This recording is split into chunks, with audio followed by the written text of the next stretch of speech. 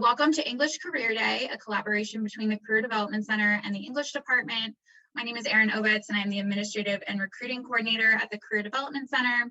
Throughout the day, we've invited alumni to join us for conversations about their careers in order to give you insight into different career paths, industries, and get advice on how to enter and thrive in these fields. These sessions will be recorded for you to view on our YouTube channel within about a week or so.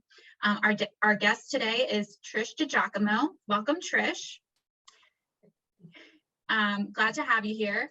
Trish is a 2002 graduate from SJU with a major in English, who works for Johnson & Johnson as the Director of Business Technology.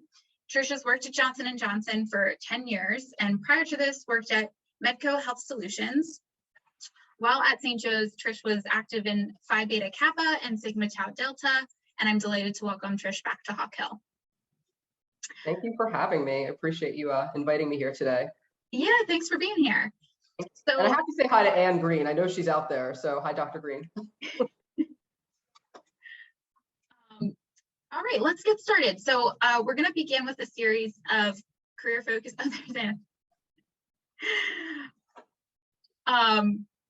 we'll begin with a series of career-focused questions.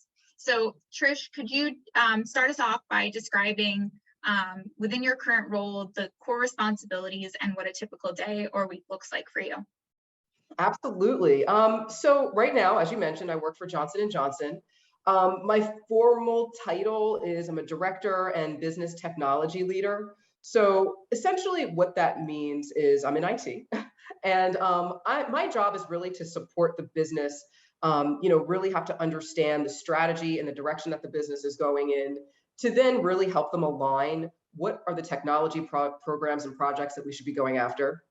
How do we make sure that we're aligning those programs to really deliver on the investments that we're spending money on? Because obviously a company like J&J, we're not, we call ourselves a healthcare technology company, but at the end of the day, we are in place to support patients, globally around the world, whether that's through our medical device business or through our pharmaceutical business, or even with our consumer goods. And so it's really important as a business technology leader to understand the trajectory and the direction of the business, align our IT programs to meet the needs and the direction that the business needs to go in, and then really make sure that, overall, the investments that we're spending on in technology do indeed align with what it is that we need to do for our business partners.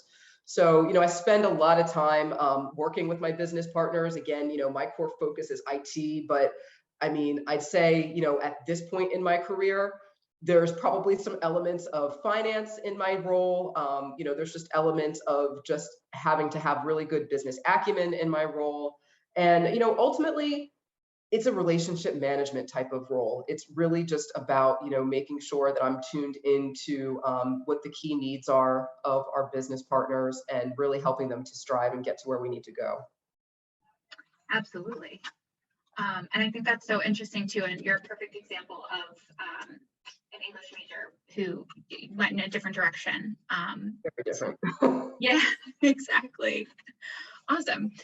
So when did you know that this was the career path that you wanted to pursue, and what led you to that decision?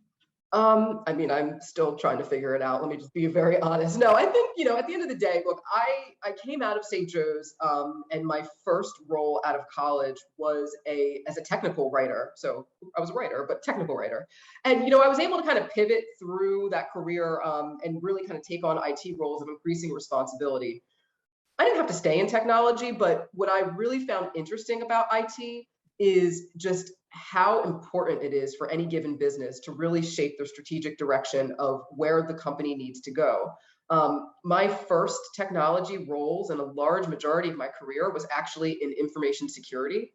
So that's very different. I mean, that's very much, looking at technology through the lens of security and risk management and making sure that, we've got the right security tools and protocols in place to protect the company. Plenty of hackers out there, folks who want to, kind of break into a business and really bring them down. And so I always found it fascinating to figure out, okay, how can we, implement the right programs and policies and really get the business energized around, making sure that the company and its core assets are protected. So I think for me, like, I just started to really get, excited about how we could take these kind of, these technology programs and really rally the business around them, and really kind of see how the business is going to be able to shape and transform as a result of technology. Yeah, absolutely. Was that something that you realized shortly after graduating, in your first role, like you mentioned, or during? Time. I think again, I really felt like right after college, I had some things to figure out. I think like many folks do, and many of the individuals who are listening today will find as well too. So, I was fortunate in that I was able to, go into roles in technology where I had a lot of mentors. I met a lot of individuals along the way who really showed me the ropes, really just took their time with me and even gave me career advice along the way. So I do feel like I got lucky in the sense that I always worked for really dynamic leaders who were able to really give me great advice. I learned a lot from them. I was energized by just some of the programs and just different experiences I was able to participate in. So I think, it was a learning experience and a growing experience. Not every day was easy because there's a very high learning curve if you're coming out of college and you don't necessarily have a computer science background. But, I leaned into that. I made sure that I had the right certifications. Like I said, I took on different mentors from different experiences. And, I really just challenged myself along the way. That's awesome. Yeah, I definitely think you highlighted some key points there about utilizing your resources and networking. So that's great. What would you say is a typical career path for an entry level associate within Johnson & Johnson? If you want to speak to the business technology side. Yeah, I think, so again, kind of putting my lens, the hat on as a technology professional, not necessarily coming out of school as an English major, but, there is a learning curve, which I'm sure I can talk about it a little bit. But typically at Johnson & Johnson, if you're coming out of college and you get any role in J&J, whether it's in technology or on the business side, you're going to probably come in at like an analyst level. And, I think that that's just something to really, understand that when you come in as an analyst or even a lead level, it's going to be really important to, start to build your network, do the job that you've applied for, but then also don't be afraid to take on kind of what I'll call stretch assignments. Looking out for individuals within your direct group that can really kind of, give you some assignments that can kind of help you stretch, spread your wings, show what you're able to do. So I'd say for anybody coming, into J&J, as that analyst or lead level, look, J&J is a really dynamic company. You hear about J&J in the news. It's a very, very big company. Even as we speak right now, we're transforming. We're actually splitting off our consumer business and, kind of now going to have a new J&J, and then we'll have also our medical device and our farm business. And so with that, it's going to be really important for anybody who would come into a company like J&J to understand, just at a ground level, the business, understand kind of the direction of the business, and then really look for opportunities to, to showcase that and to, work with different leaders within the organization. But, understanding that, yeah, you're going to be more at that entry level role, but that doesn't mean that, you're going to just be like heads down all day long. Really show what you're worth and ask for opportunities along the way. Yeah, absolutely. That's great advice. What would you say you enjoy most about in your current role, and what is something maybe you'd like to change or you wish you could change? What I enjoy the most really is just that collaboration with my business partners. I honestly, I learn something new every day about the company, about the way that we're, reaching out globally to support, global patients around the world.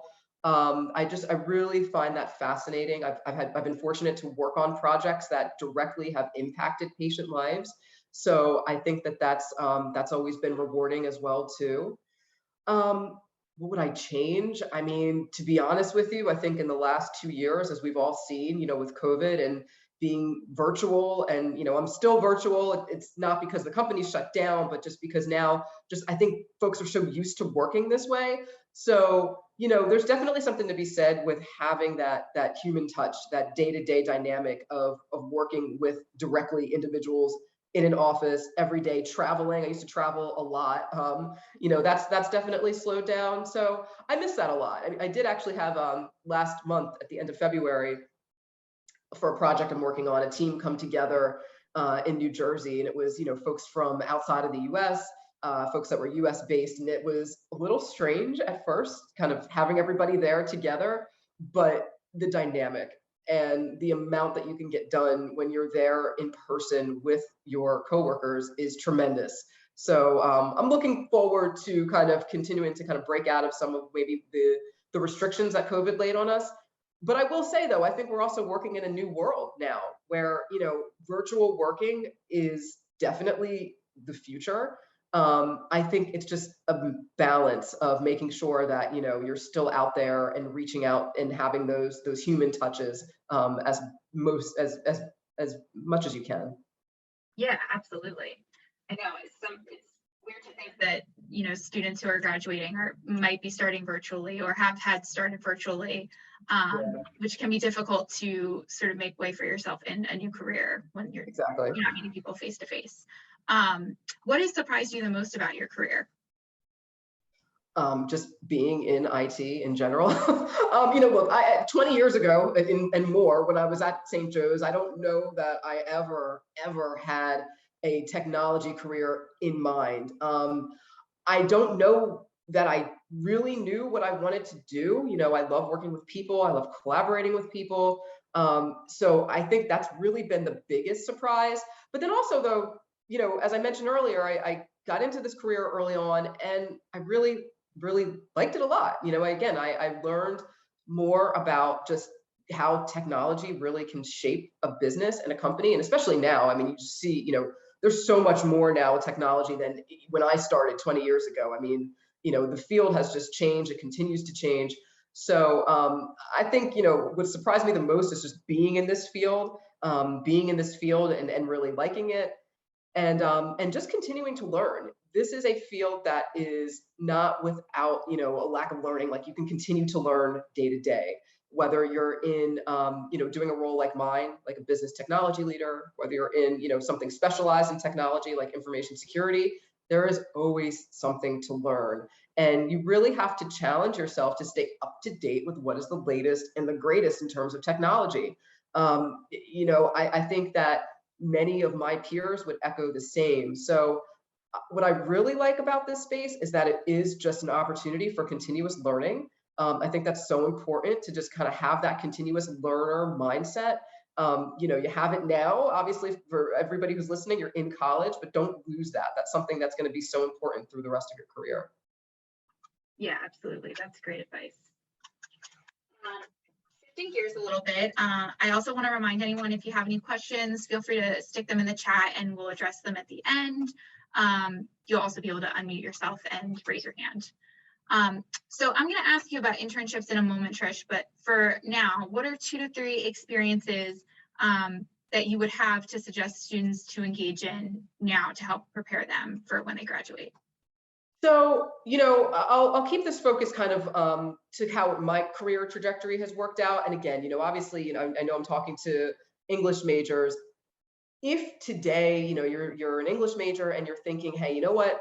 Love English, I love writing, and it has come in handy in my role. Let me tell you, it's very important.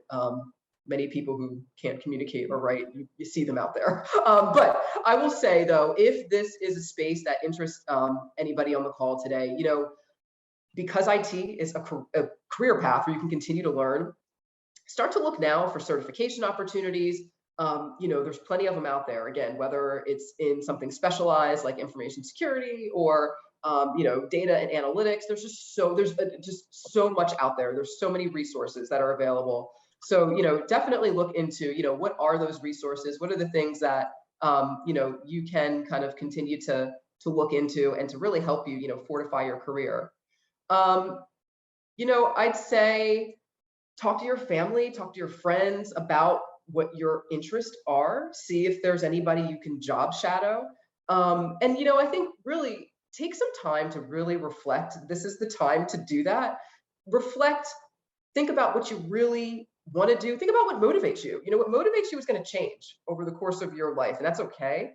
I've learned that. I think at first that's something that scared me because it's like, no, I have to have this figured out. But I'd say those are the 3 things. Really, one, look for opportunities to learn, talk to your family and friends, and just continue to think about your, how you're motivated in life.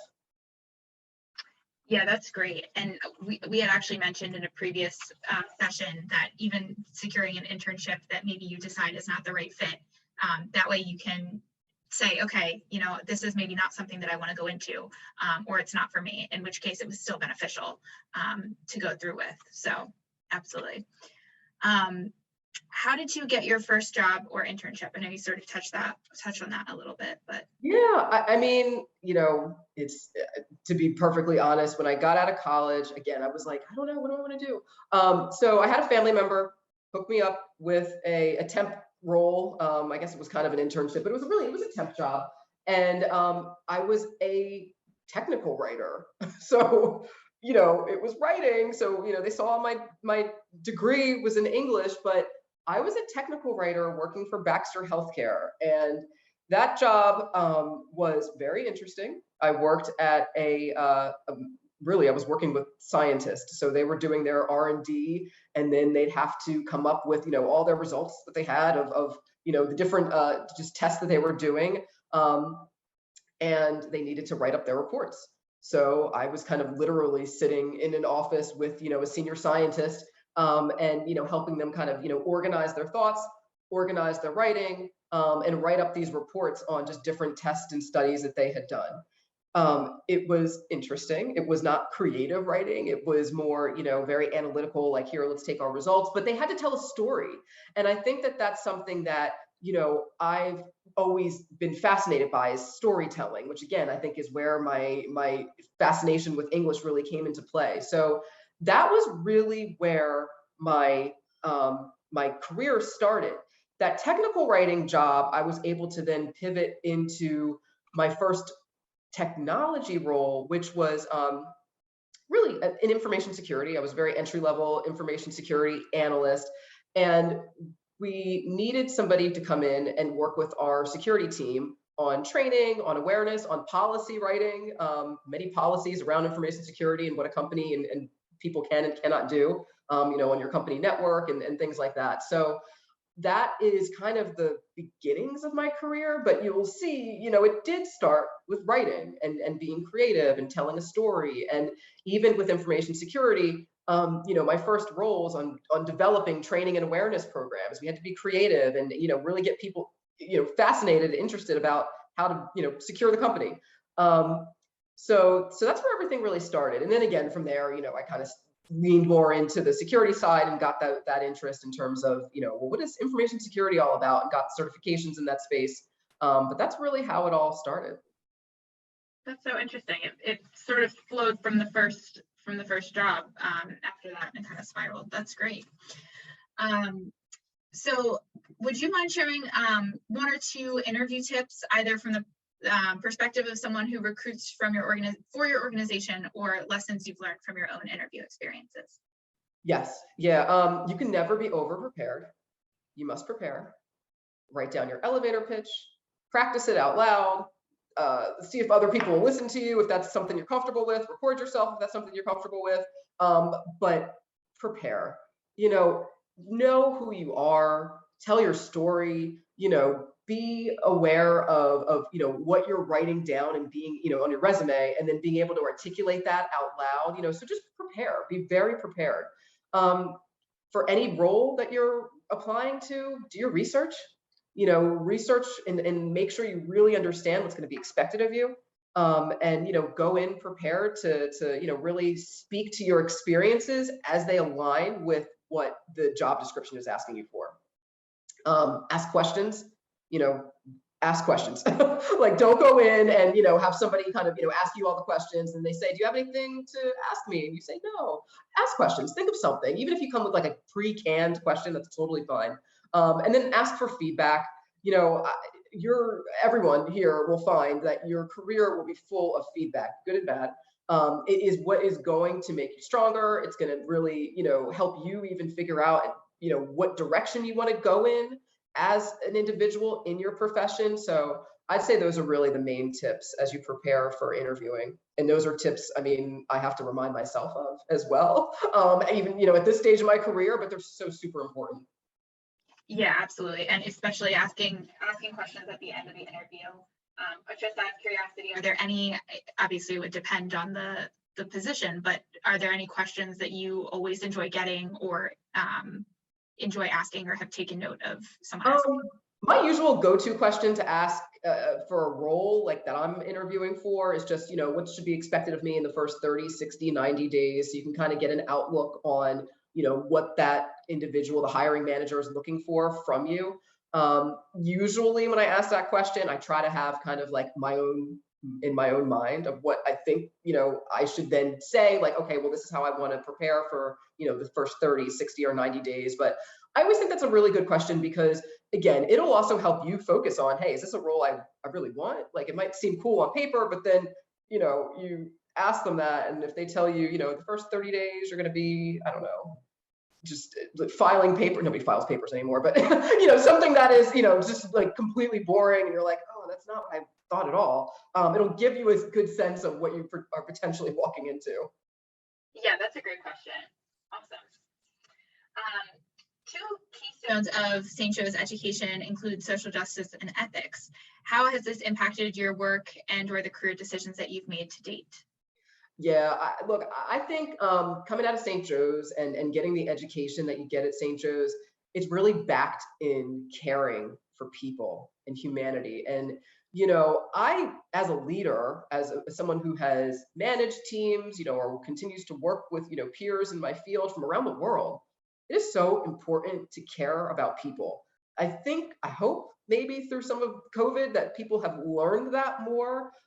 You would be surprised in life and in careers where you sometimes find yourself working for people where, it's tough because they may show signs of not having empathy and not having, not caring. But I think that, being a leader means that you do show signs of empathy, that you do show signs of, wanting to get to know the people who you're working with or for or whomever.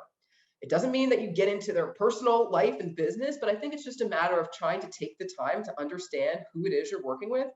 That'll give you a really good gauge of how you can navigate, your professional, experiences with those people. So I think that really helps.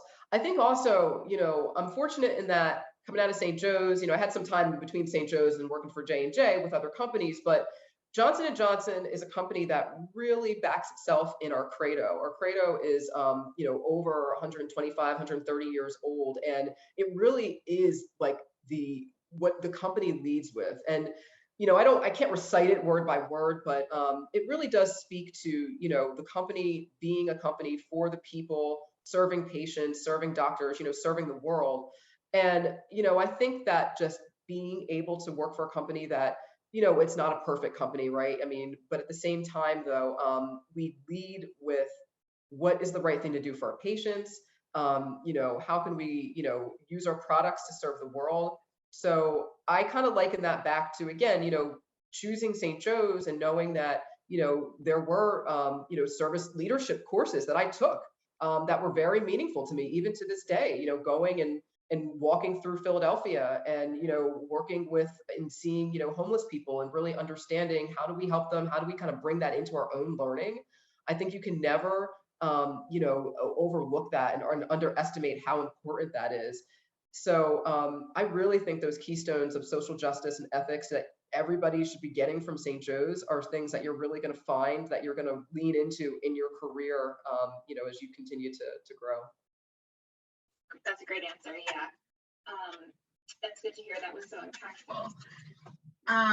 So last question I have before we get into a couple of final questions is, what types of internships should students try to secure to prepare for a role like yours? And we'll continue with the like the IT side of things, if you want. Yeah, I mean, I think, again, back to kind of a point I made earlier about if your background truly is not technology. My background was truly not technology when I started this, but I did look for opportunities to, fortify my background. So I think first and foremost, be honest with yourself in terms of what do you bring to the table. If you can look for now, everything's online, which is great. I mean, I don't know that that was the case 20 years ago. I think there was like a mix of like online, but then you had to go places in person. But look for online, courses, things you can kind of, use to, marry up with your English degree, certifications and courses like that. And then I think with internships in general, and even jobs, you have to remember that a lot of the skills and the things that you'll do are transferable, meaning, just because maybe you might have an internship in one space, and then you maybe go and apply for an internship in a completely opposite space, it's likely there are skills that you've learned, projects or programs that you've worked on that are transferable. You have to know how to tell the story, though, in terms of how you can show and demonstrate that you can transfer those skills. So that is something that I think at the heart of it, at this stage, for everybody listening, first and foremost, look for internships that are gonna, excite you and make you thrive. You guys are young. So definitely don't walk into anything that you think is going to be boring at this stage, use this time in your life to figure it out. But I'd say first and foremost, look for something that's really going to give you, feed your energy and make sure that you're thriving in that. And then everything else will fall into place. Yeah, absolutely. That's great. And some experience is better than no experience. So Yeah. Depending on what that even is, it's all beneficial. All right, as we come to a close, I have two final questions, and I did see a couple questions in the chat, so I'm excited to get to those. What's something that you wish someone told you when you were in school, and what's one piece of advice that you would like to give to students who are interested in this type of career path? I think a piece of advice that I wish I had gotten back when I was in school, and I learned this along the way, but your career is a marathon. It's not a sprint. Take your time, pace yourself in your career. I feel like when you come out of college, you're super energized, which is great. And then you get to a point in your career over many years where, of course, you want to continue to move upward, and, you will move upward and you'll have roles of increasing responsibility. But it's really important, don't always, in some cases, maybe it might make sense, but don't always chase a role or chase a salary or chase, look for the things that are going to energize you. And you really just need to pace yourself. I mean, most of us are going to be working for a long time. I still have a long way to go in my career. And I think even now, more than ever, is when I'm kind of consistently reminding myself that, okay, it's a marathon, it's not a sprint. Not every day is going to be, great. I'm still going to have questions about what do I want to do, and, how do I continue to improve myself? So, I think that if maybe someone had specifically told me that back when I was in college, I would have kind of maybe looked at things a little bit differently. But I did learn that. It's not like that wasn't something that was detrimental to me because someone didn't tell me that. But it's just important to really kind of keep that mindset that, it's a marathon and you can take your time and you might make mistakes along the way and it's okay. But just, take your time and figure out what's really going to motivate you. Yeah, absolutely. All right. Well, and is there anything else, Trish, you'd like to add just as a final piece of wisdom before we get into the questions? No, I think, from my perspective, look, if you are considering a role, and again, I'll keep it focused on my role. So, in technology, if technology isn't a part of your background, there is a learning curve. And, I think that that's okay, though. It's just a matter of making sure that, if it's something you want to go after, great, but take the time to upskill, to learn, to be a continuous learner, to ask questions, just to be curious, I think is going to be super important. But that's really, it's not even just in my field. I think that's just in general for anybody listening today. So just, again, continue to, be a continuous learner. I just think that's just so important and can't be stressed enough. Absolutely. Awesome. All right, well, we can get into the chat questions. So Anne asked, does J&J offer internships, and can we get some students involved? We do. It's not super straightforward how the internships work, but that's something I can look into, though, for sure. We definitely have what we call our IT leadership development program. Now, typically, J&J aligns itself with some key schools for these IT, we call them IT LDP programs. So I know like Stevens in North Jersey is one of the schools, Rutgers, because Rutgers is actually in New Brunswick where J&J is headquartered.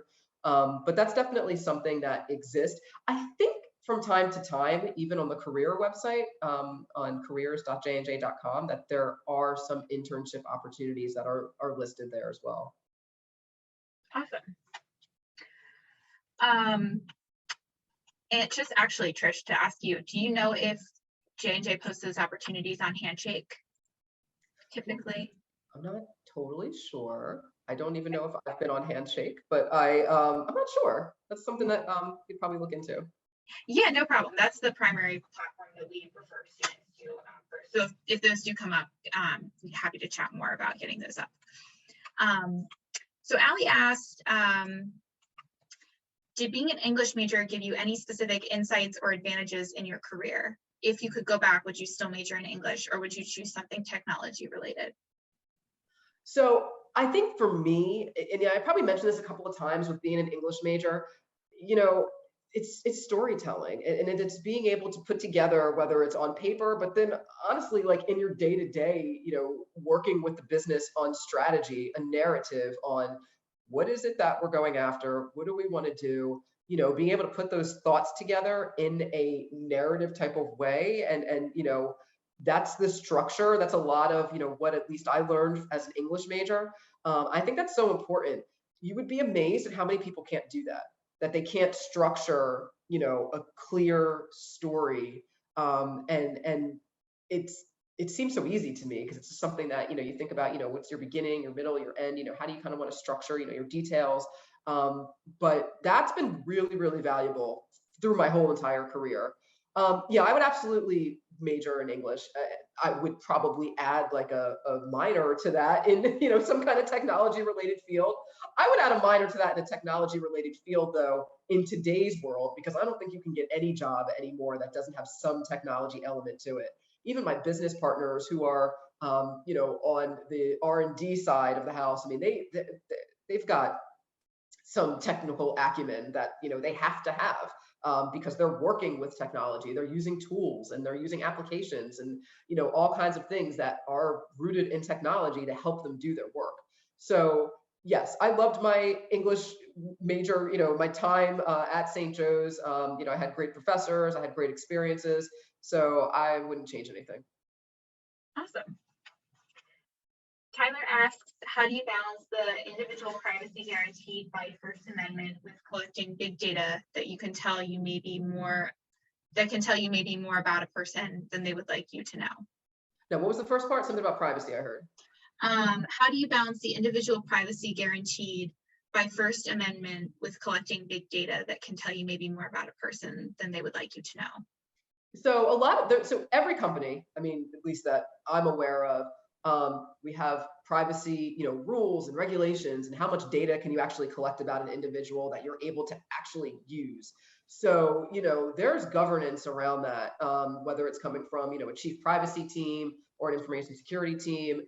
I mean, data right now, even in my role that I'm in project that I'm working on, it's so important to have the right data, because obviously that's going to fuel and really help us move forward a lot of our strategy.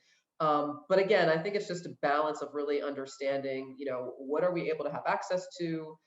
You can't just take all data and just use it and violate the privacy of an individual. So again, there's really governance around that. I don't necessarily sit on the governance side, but I'll tell you, that any project that I'm working on, we have to make sure that we're following those policies around privacy and security, so that we're not, violating anything that could potentially, give us too much information about an individual.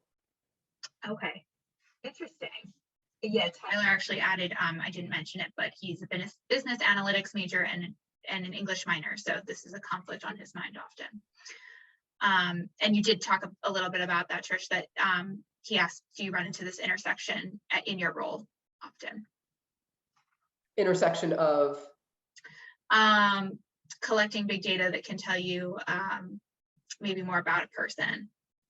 In my specific role, I don't, but I do know, and I do have peers who constantly are working with big data and constantly working with, more kind of customer-centric data where they would run into that. And yes, I mean, I know, again, a lot of companies out there are looking to, understand more about data, whether it's customer data, whatever, so that they can kind of drive their strategies forward. So I think that, being in, I think you said it was his minor, in really understanding kind of rules and regulations around data is going to be so critical, and it's going to be such a necessary skill to be able to, articulate and work with different companies. I think that's definitely going to be a huge asset to have coming out of, into the workforce now. Yeah, absolutely. That's great advice. I don't see any other questions in the chat. Feel free to either unmute yourself or type something in there if you have a question for Trish. I am curious, Trish, I know you mentioned traveling earlier in the session. Was that, is that something that you miss doing a lot right now, or? Yes and no. So I've traveled for work. I've gone to a lot of places I probably would have never gone to had it not been for my job. So yeah, of course I miss it just from the global kind of, people connecting aspect of it. But, my number one job is that I'm a mother. I've got my husband, I've got a family. So a part of me is also happy to kind of just be somewhat local for the time being. And again, I think that goes back to earlier when I mentioned, you'll have different parts of your life, and what motivates you, and that'll change over the course of your career. So, right now, look, I'm motivated by my career, but I'm also motivated by, the needs of my family. And, I think all of us right now kind of are happy to just be, have me home and not traveling as much. So I'll get back to it someday. Yeah, absolutely. That's a good mindset and perspective to have. Any other questions before we sign off?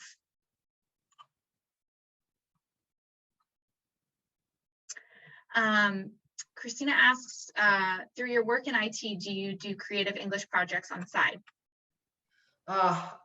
Transparently, right now, no. I did kind of write more creatively pre-kids, to be honest with you. Life is very busy. I will tell you though, I still feel like in me, especially after having had my kids, I have a children's book or something in mind. I just need to kind of find that time to write some of the ideas down. It kind of stems, my son is 11 now, but it kind of stems from even when he was a toddler, and just something silly he used to say all the time that I was like, that could be a character in a book. I really need to write that down. So it's in me. And I think that, while I'm not actively working on a creative project right now, I haven't lost sight of or lost track of those creative kind of juices that I kind of naturally have. So I don't know, look, maybe today will be the motivation I needed to kind of start to get back to writing. Yeah, that's awesome. I love that. Everybody needs like a hobby and some way to get the creative juices flowing. So that's great. Any other final questions?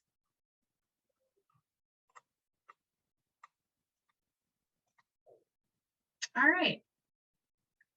I'm going to take the silence as a no.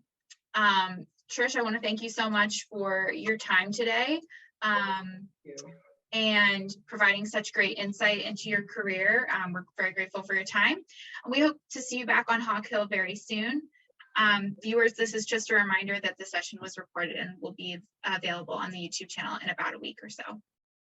Awesome. Thank you so much for having me. I really appreciate the time. Thanks so much, Trish. We appreciate it. All right. Have a great day, everyone.